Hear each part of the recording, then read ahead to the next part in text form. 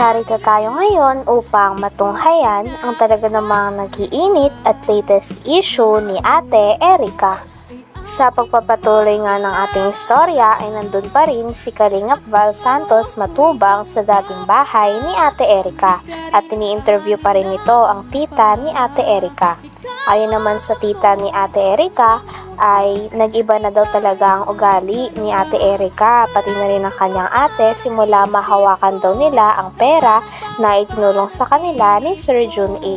Kaya din gumawa ng video ang tita ni Ate Erica ay upang ipabatid kay Sir Jun A na ganon ang kanilang kalagayan at iniwan sila ni Ate Erica pati na rin ang kanyang ate. Yung kagaya po ng dati na ano po kami damay-damay pag ganyan nagkakaproblema kay mama. Pero sila po kasi nagpahawak sila sa pera, nag-iba yung ugali nila. Dumating yung pera ni Sir John A. Naakala ni Sir John A. magbibigay ng pagbabago sa buhay naman ng mga bata na yan. Pero hindi naman pala. Lalong napasama. Lalong lumala. Sila nga ang... Mas maigi na rin po na mapanood rin po ito ni Sir John A. Yung nangyayari po dito sa amin. Talagang magka-Diyos siya, magkatao. Dapat Alam ko po magdulang lagi pong nagdadasal po. mabait yun? Mabait po yun. Sige na eh. Okay. Baka di niya alam ang nangyayari. Sabi pa ng tita ni Ate Erica ay nais lang daw talaga nila ng tahimik na buhay. Ayaw na daw nila sana makipag-away ngunit hindi na matiis ng tita ni Ate Erica ang mga maling impormasyon at paninira na binabato sa kanila. Kaya kung may gusto man daw sila ngayon, ayon daw sana ay manahimik na ang mga tao na nagsasabi ng masama sa kanila at mga wala namang katotohanan. Kaya naman nag-video na din ang tita ni Ate Erica para sabihin daw ang totoo nang sa ganon ay matigil na ang mga maling impormasyon na paratang sa pamilya ni Ate Erica dahil hindi naman daw ito totoo. Nais na lang talaga ng pamilya ni Ate Erica ng tahimik na buhay at wala na ring gulo. Kaya nais nilang tumahimik na ang mga tao na nagsasabi sa kanila ng masama. Alam mo na ang mata mo. Kaya mo na at nasa likod mo kami ang tungkulinga kung may mga reklamo. Ayusin po natin. Tahimik na buhay. Gusto lang po namin, Kuya Bal, manahimik na po sila.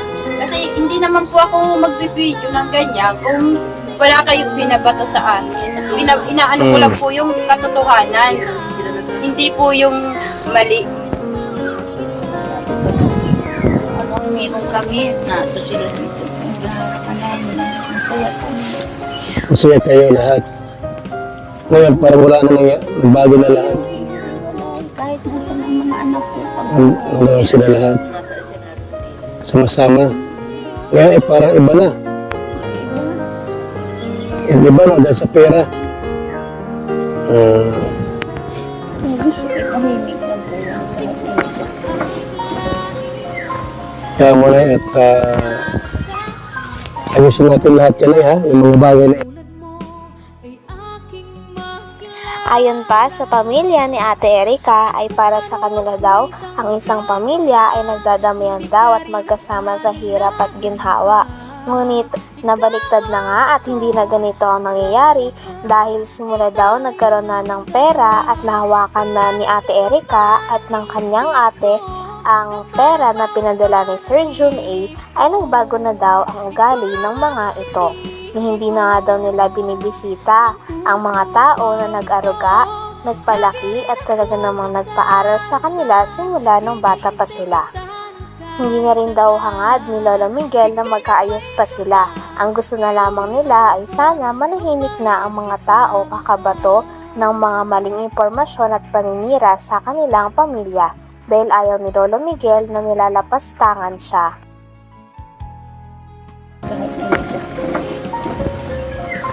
kaya mo na at ayusin natin lahat yan ha, yung mga bagay na ito. So pagka hindi maayos. Pangit naman hindi maayos ang buhay nindo. Sa ibang tao, sino ba ang magdadamay yan? Hmm. Kaya naman. Ito ako'y mawala na, wala na.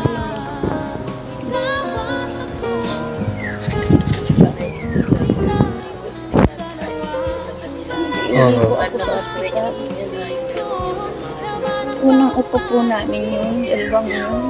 Hmm. Ang mga apo naman ako maliliit.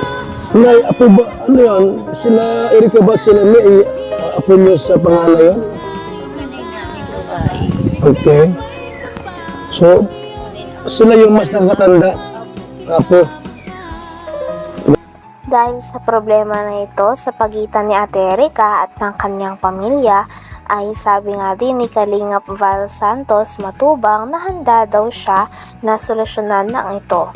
Kaya naman tinatanong niya at patuloy niyang ini-interview ang pamilya ni Ate Erika nang sa ganon ay malaman niya pati na rin ng mga tao ang tunay na side o ang hinaing ng pamilya ni Ate Erika sa kanya.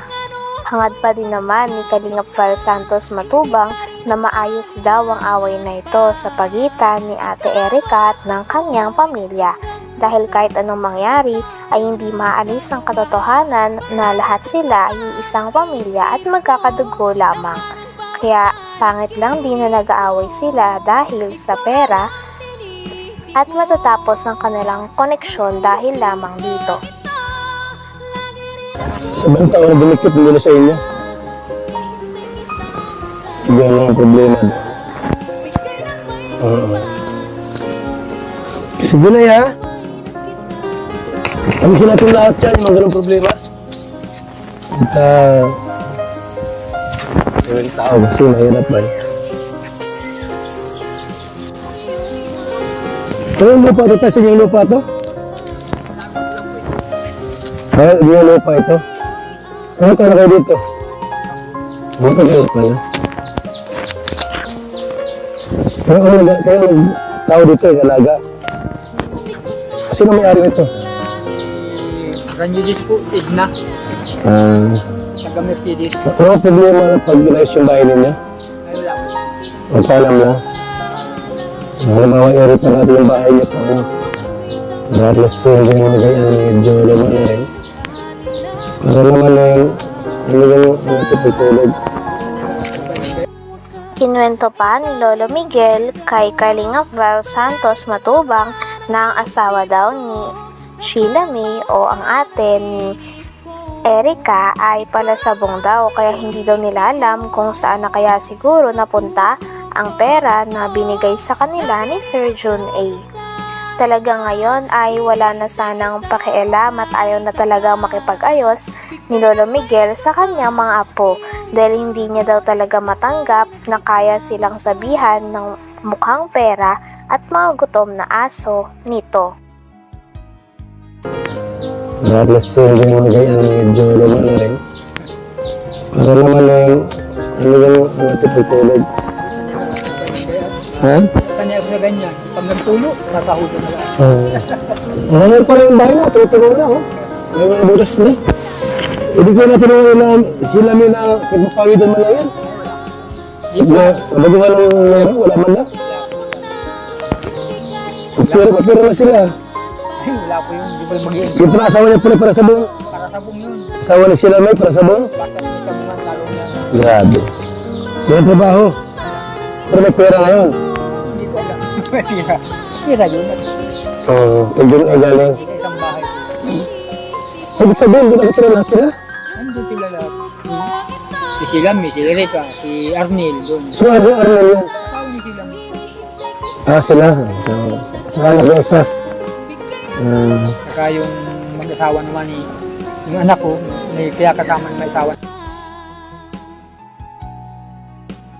Hanggang dito na lamang muna ang ating napakainit, nagtitrending at talaga namang mas nakakaintriga na issue ni Ate Erika. Maraming salamat sa inyong panonood. Hanggang sa muli. Bye!